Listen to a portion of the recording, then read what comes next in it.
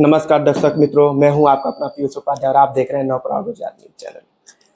आज का हमारा प्रोग्राम ये है कि कल से जो गुप्त नवरात्रि शुरू होने वाला है उसके विषय में पूजा क्या होना है, दर्शकों को क्या क्या उसमें लाभ होगा, उनको कैसे पूजा करना है, किस किस समय करना है, उस विषय पे चर्चा करने के लिए हमारे साथ जुड़ने वाले हैं पंडित अवनीश शुक्ला जी, जो इसके बारे में आपको पूरे विस्तार में बताएंगे। जी गुरु जी, स्वागत है आपका हमारे चैनल में। कि कल से जो हमारे गुप्त नवरात्रि शुरू होने वाली है और उसकी जो समय होगी और दर्शक मित्रों को जो हमारा पूजा, उनको कब किस किस समय पे उनको पूजा करना चाहिए कि माता का उनके ऊपर आशीर्वाद है, तो किस किस समय से करना चाहिए।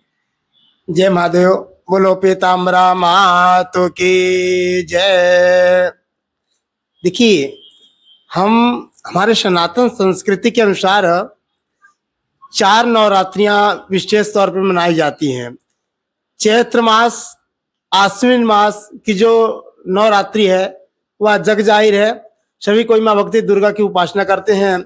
लेकिन कल से जो आषाढ़ मास में शुक्ल पक्ष प्रतिपदा से शुरू होने जा रही है वो गुप्त नवरात्रि कहलाती है। गुप्त नवरात्रि आषाढ़ मास में की शुक्ल पक्ष प्रतिपदा से लेकर के और 9वीं तिथि तक, यानी 25/6/2025 से लेकर के 4 जुलाई 2025 तक गुप्त नवरात्रि मनाई जाएगी। और अगली जो गुप्त नवरात्रि मनाई जाती है वो माघ मास की शुक्ल पक्ष के प्रतिपदा से मनाई जाती है। जैसे नवरात्रि में 9 दुर्गा की उपासना की होती है, सभी कोई 9 दुर्गा की उपासना करते हैं। इसी तरह गुप्त नवरात्रि में 10 महाविद्याओं की साधना की जाती है।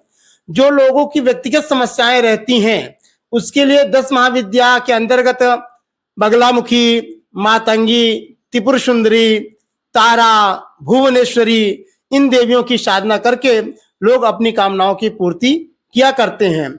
सदियों से चारों युग में, सतयुग, त्रेता, द्वापर और कलयुग में मां भगवती बगलामुखी की उपासना सुर से लेकर मानव और अभी तक चलती हुई आ रही है। जो बगलामुखी का वर्तमान समय है वह उज्जैन के पास नलखेड़ा में, और दूसरा जो है दतिया में, और तीसरा जो है कामाख्या में जो बगलामुखी की विशेष पूजा होती है। और सन 2011 से लेकर के नर्मदा जी के किनारे शिवभद्रा आश्रम, जहाँ पे माँ भगवती नर्मदा जी उत्तर वाहिनी हुई है। उत्तर वाहिनी का मतलब है अपने गुजरात में चैत्र मास में और हर जगह है। चैत्र मास में विशेष नर्मदा जी जहाँ उत्तर वाहिनी है तो लोग नर्मदा जी की परिक्रमा करते हैं। ऐसे पुण्य पवित्र भूमि है दिवेर, जहाँ शिवभद्रा आश्रम में भी नवरात्रियों के मध्य साधना की जाती हैं। और बगलामुखी की साधना विशेषकर लाभदायक इसलिए हो जाती है कि कलयुग में हर कोई ना कोई किसी न किसी कारण से परेशान है। शत्रु पीड़ा से परेशान है, ऊपरी बाधा से परेशान है, किसी ने उनके ऊपर कोई प्रयोग किया उससे परेशान है, व्यापार से परेशान है।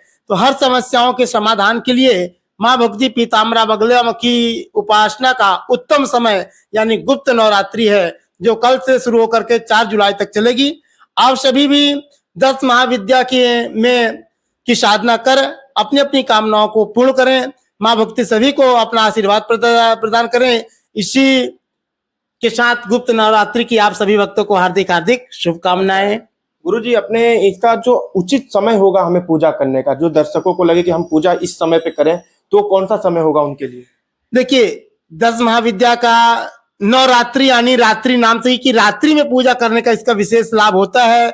और बगलामुखी का जो मध्य रात्रि का समय है, अभिजीत मुहूर्त, उस टाइम पे होमात्मक प्रयोग करने से विशेष लाभ प्राप्त होता है। वैसे गोधूली वेला में भी कर सकते हैं, लेकिन मध्य रात्रि का समय उत्तम माना गया है इन गुप्त साधनाओं के लिए।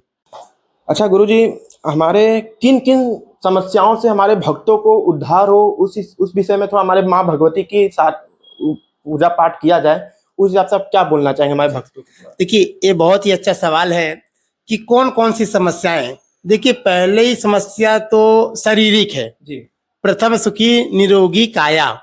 तो अगर अपना शरीर उत्तम हो, स्वस्थ हो, तो वह सबसे सर्वप्रथम जो शारीरिक कष्ट है उससे माता जी की उपासना करने से लाभ प्राप्त होता है। आपकी जो असाध्य बीमारियां हैं उससे भी आपको सरलता और सहजता से आपको उन बीमारियों से आपकी बीमारियां माँ भक्ति की उपासना करने से दूर हो जाएंगी। इसका कई प्रमाण हमने देखा है, कई लोगों के ऊपर प्रयोग करके देखा है।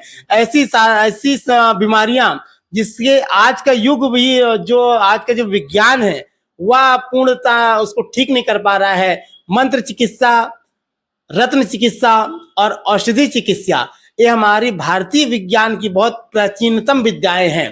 पहले लोग अक्सर मंत्र चिकित्सा ही किया करते थे। आज के समय में थोड़ा मंत्र चिकित्सा का प्रयोग कम हो गया, लेकिन आज भी ऐसे मंत्र हैं, मृत्युंजय मंत्र, मृत संजीवनी मंत्र, जो शुक्राचार्य के द्वारा हम लोग के पास प्राप्त हुआ। और दूसरी जो सबसे बड़ी बात है 10 महाविद्या के अंतर्गत जिससे अपने को राहत मिलेगी, अगर आपके ऊपर जीवन में कोर्ट कचेरी शत्रु पीड़ा से आप परेशान हैं, उसके लिए बगलामुखी की उपासना विशेष करके समय की जाती है।